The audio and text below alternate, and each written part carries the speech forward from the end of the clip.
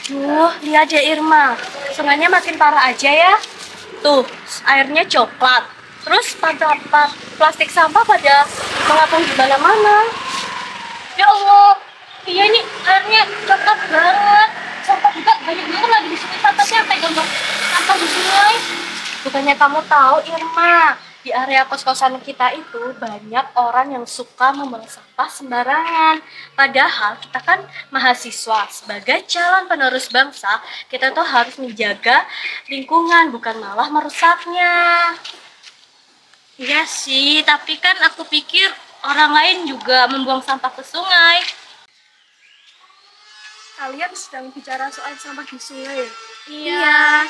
Aku tadi lihat ada banyak anak kos yang dengan santainya membuang sampah dari jendela. Seharusnya mereka yang menjadi contoh, tetapi malah ikut memperparah keadaan. Betul Lida, kita harus mulai dari kita sendiri, jangan tunggu orang lain dulu. Karena kalau kita bisa menahan diri kita sendiri, itu kan bisa menginspirasi orang lain kan? Bener itu, aku sekarang juga mulai sadar kalau membuang sampah ke sungai itu tuh sangat beresiko, apalagi berdampak pada kita masyarakatnya. Aku mulai sadar dan aku akan berusaha untuk membuang sampah pada tempatnya untuk mulai sekarang. Itu baru sikap seorang penerus bangsa, Irma. Kalau bukan kita, siapa lagi?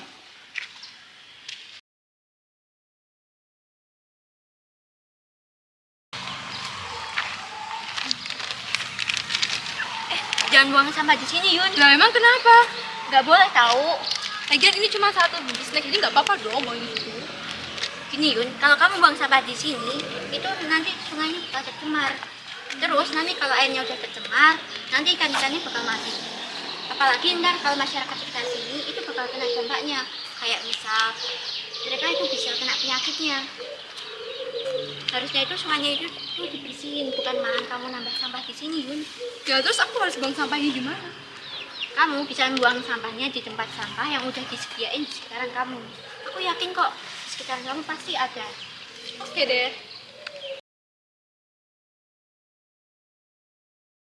Halo teman-teman, kalian tahu nggak sih kalau sampah itu dibagi menjadi dua golongan? Yang pertama adalah golongan anorganik. Sampah anorganik sendiri merupakan sampah yang sulit diuraikan. Misal contoh sampah plastik, styrofoam, atau bahan-bahan yang sulit terurai seperti bungkus jajan ini. Yang kedua ada sampah organik, yaitu sampah yang berasal dari sisa makhluk hidup, yaitu hewan, tumbuhan maupun manusia. Contoh dari sampah organik yaitu daun kering sama kulit buah yang bisa teruraikan secara alami dan memberikan banyak manfaat. Begitu juga dalam proses pembuangannya, sampah anorganik atau sampah organik itu dibedakan oleh teman-teman sebagai contoh pada tempat sampah berikut. Ini khusus untuk anorganik, jadi semua sampah yang anorganik akan dimasukkan ke sini untuk mempermudah proses pemilahan. Sedangkan sampah organik akan dibedakan ke sini. Jadi kalian jangan sampai salah buat membedakan proses pembuangan akhir ya.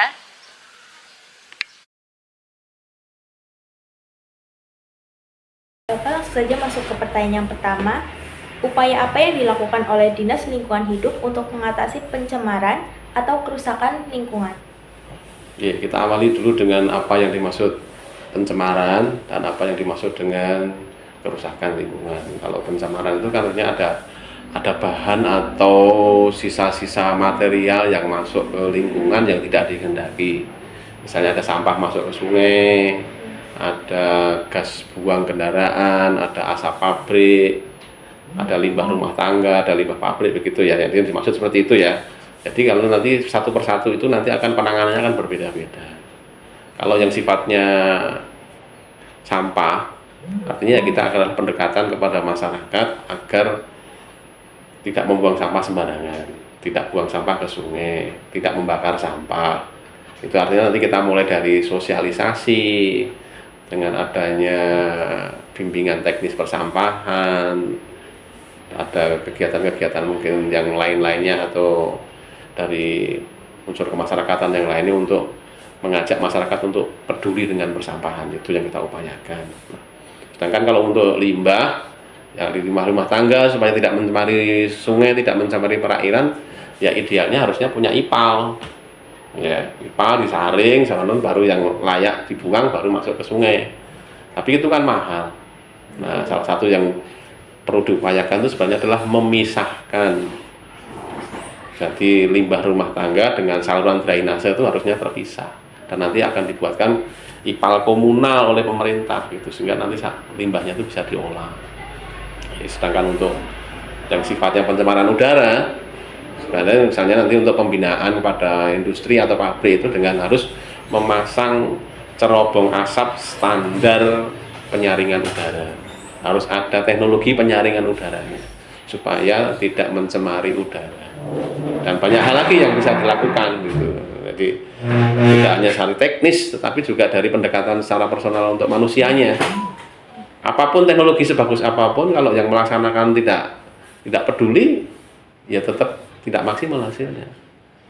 Kurang lebihnya seperti itu. Jadi antara teknologi dengan pelakunya harus seiring sejalan. Supaya apa? Hasilnya maksimal. Begitu.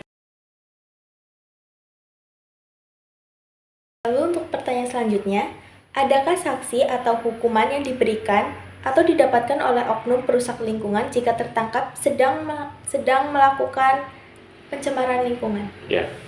Jadi secara aturan, undang-undang kita itu sebenarnya sudah cukup lengkap untuk memberikan teguran tertulis, bahkan sampai ke sanksi administrasi, bahkan sampai sanksi denda itu ada. Hanya yang masih lemah itu penegakannya. Jadi secara hukum, secara dari tingkat nasional undang-undang sampai di Kota Magelang namanya Perda, sampai ke turunannya itu sudah ada. Yang perlu ditingkatkan di Kota Magelang itu adalah bagaimana menegakkannya. Beberapa kali kita memang sudah menegur, misalnya ada pencemaran di sungai di salah satu di Kecamatan Magelang Selatan itu, perusahaannya kita undang, kita bina, kita beri sanksi. Sanksinya apa? Harus memperbaiki lingkungan yang rusak. Karena itu lingkungannya sungai, kami beri sanksi untuk membersihkan sungai dari cemaran yang dia buang, mengganti ikan-ikan yang mati karena limbah yang dia buang. Itu satu. Yang kedua juga ada di salah satu pabrik pengolahan kayu di Kota Magelang itu, atas temuan kami bahwasanya cerobong asapnya tidak memenuhi standar mutu. Ya, artinya kita bina, kita tegur, terus akhirnya mereka harus mengganti cerobong asapnya yang sesuai standar. Apa standarnya? Ya, misalnya gas buangnya sudah sesuai dengan ambang batas untuk kualitas udara yang baik. Misalnya dia harus menyerap debu, menyerap partikel yang berbahaya, itu harus ada dan sudah kita cek semua. Ada juga yang paling tentang persampahan.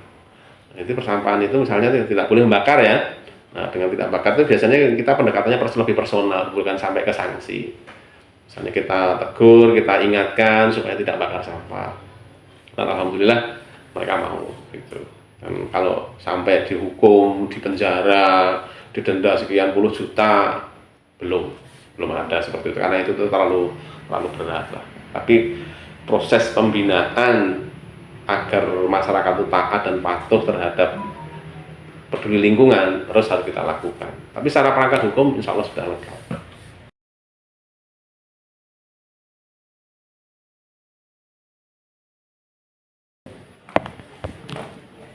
Apakah ada sebuah program yang Dinas Lingkungan Hidup buat untuk tetap menjaga keamanan dan kebersihan lingkungan ini?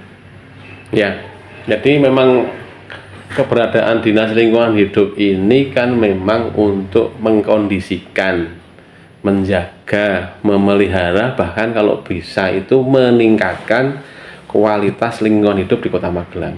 Makanya ada DLH.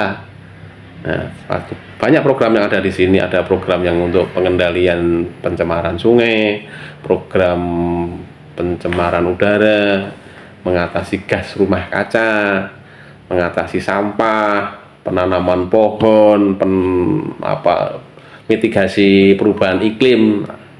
Ada semua di DLH, dan itu adalah sebagai upaya kita dari pemerintah dan juga nanti mengajak partisipasi masyarakat, pemberdayaan masyarakat, agar apa? Lingkungan Kota Magelang ini semakin hari harusnya semakin baik, semakin nyaman untuk dihuni, jangan justru semakin rusak. Setidak-tidaknya seminimal-minimalnya itu tetap bertahan. kualitas udaranya layak untuk dihuni, kualitas airnya layak untuk dikonsumsi, kebersihannya layak untuk mendukung derajat kesehatan masyarakat, dan mungkin ada hal-hal lain yang memang itu tugasnya DLH. Jadi program dan kegiatannya di DLH itu cukup banyak untuk mendukung pelestarian lingkungan ini. Termasuk ada program Cinta Satwa, Cinta Puspa, itu ada. Gitu. Jadi memang fungsinya untuk DLH adanya itu.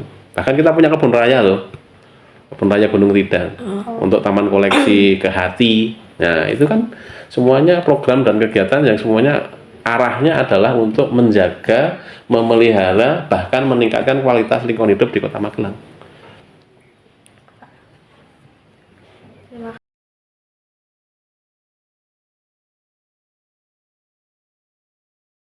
Oke, Bapak melanjutkan pertanyaan yang tadi. Ya. Dari apa yang telah disampaikan mengenai permasalahan sampah, terus sampah apa yang berpotensi tinggi menyebabkan pencemaran atau berpengaruh terutama pada kualitas air sungai? Ya. Jadi pada prinsipnya apapun namanya sampah yang masuk ke sungai itu pasti menjadi penyebab pencemaran. Sampah loh ya. Artinya semua sampah. Yang kedua juga ada namanya nanti limbah. Kalau sampah itu yang padat, kalau limbah itu yang cair. Jadi misalnya sungai itu kan sebenarnya kan sebuah ekosistem. Yang di situ ada unsur biotiknya, ikan, ada alga, ada tanaman-tanaman yang hidup di air. Tapi ada ikan, itu kan biotiknya. Yang abiotiknya ada airnya, ada batu, ada segala macam yang ada di situ itu. Itu kan sebuah ekosistem. Nah, kalau misalnya kemasukan sampah plastik, sampah organik, itu pasti akan merusak ekosistem itu sendiri. Artinya kita berprinsip sebisa mungkin atau seminimal mungkin adanya bahan-bahan atau sampah yang tidak boleh masuk ke sungai. Ya, mau plastik, mau pempes, mau apalagi ya, karung atau sandal atau baju atau kasur, tidak boleh masuk ke sungai, semuanya tidak boleh masuk. Dan kita berupaya untuk itu, untuk mencegah itu dengan cara apa? Mengajak masyarakat untuk peduli dengan sungai. Yang kedua, kalau sudah terpaksa, ya dari DLH bersih-bersih sungai. Ada program namanya program kali bersih. Ada unsur mahasiswa, unsur LSM, ada unsur masyarakat umum, ada PNI, Polri. Kita sering mengadakan kegiatan-kegiatan bersih-bersih kali. Tetapi ternyata kecepatan membersihkan dengan kecepatan mengotorinya lebih cepat yang mengotorinya. Sehingga lebih sering kita lihat sungai-sungai kita itu tuh kurang bersih gitu. Nah ini yang saya ngajak semuanya unsur masyarakat untuk peduli terhadap sungai. Apapun tidak boleh dibuang ke sungai. Yang namanya sampah, apapun namanya, tidak boleh dibuang ke sungai. Nah, yang kedua, terkait dengan pencemaran yang disebabkan oleh limbah. Apa itu? Sisa dari kamar mandi, sisa kita sabun mandi, cuci piring, dan segala macam, atau mungkin aktivitas dapur ya. Itu semuanya kan juga masuk ke sungai. Nah, itu seideal mungkin kita itu bisa meminimalisir menggunakan bahan-bahan yang berbahaya. Jadi jangan misalnya membuang sisa-sisa obat ke selokan, jangan membuang minyak goreng ke selokan, membuang oli, membuang sisa itu kotoran-kotoran yang berbahaya lah, misalnya sisa pestisida, tidak boleh. Artinya apa?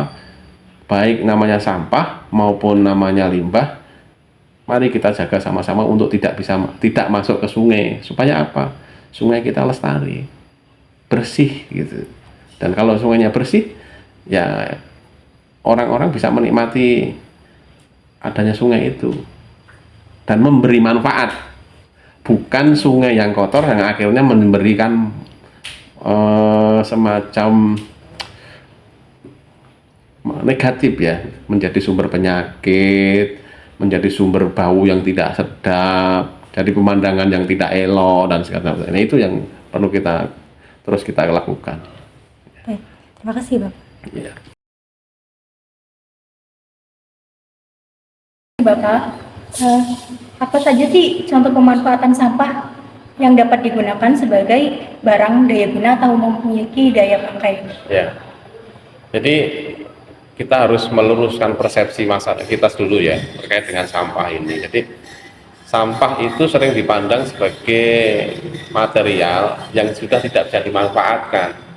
Itu menjadi betul kalau tidak dipilah. Nah, sebenarnya kalau sampah itu bisa dipilah berdasarkan jenisnya, itu bisa menjadi sumber daya. Ya, jadi saya ulangi, sampah yang tercampur-campur itu menjadi tidak bermanfaat.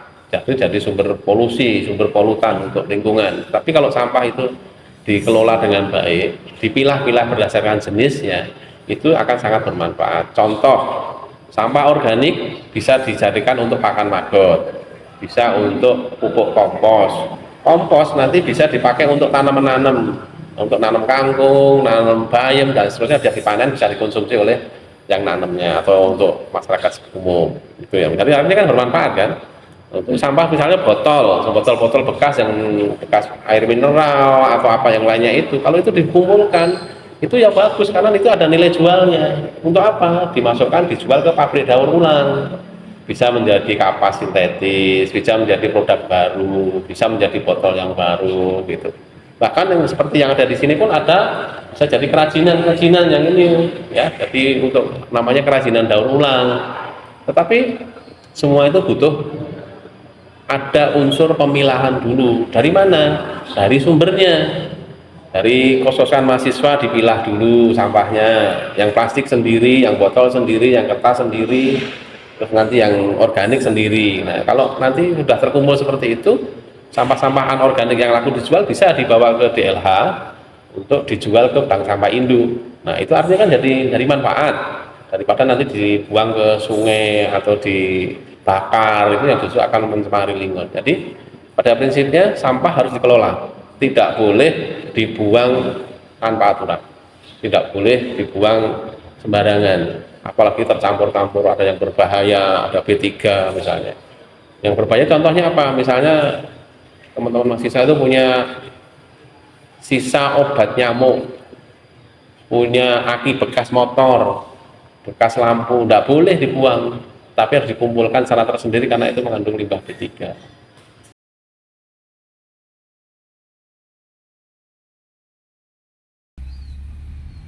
Nah, setelah kita melakukan observasi dan kesimpulan, lalu apa sih saran yang bisa diberikan kepada mahasiswa serta masyarakat umum? Oke, dari segi per individunya sendiri kita bisa melakukan 4R, yaitu reduce, recycle, dan repair, di mana hal ini memungkinkan untuk menanggulangi sampah-sampah yang menumpuk di sekitar daerah tempat tinggal kita. Serta himbauan kepada limbah rumah tangga dapat dijadikan pupuk organik nih. Nah, bisa jadi ekoenzim. Bahkan produk yang dihasilkan dari limbah ini ternyata dapat meningkatkan perekonomian masyarakat ya. Ya, karena memiliki nilai ekonomis yang cukup signifikan. Nah, tentunya kita sadari kita dapat membuat sebuah produk sekaligus kita cinta akan lingkungan dan tidak menghasilkan sebuah limbah. Walaupun kita memulai dari limbah, tapi kita juga tidak menghasilkan limbah. Sekian video dari kami sebagai mahasiswa Universitas Tidak dalam program studi hukum dalam pemenuhan tugas hukum lingkungan yang diampu oleh Bapak Swandoko. Sekian dari kami, terima kasih. Selamat siang, bye.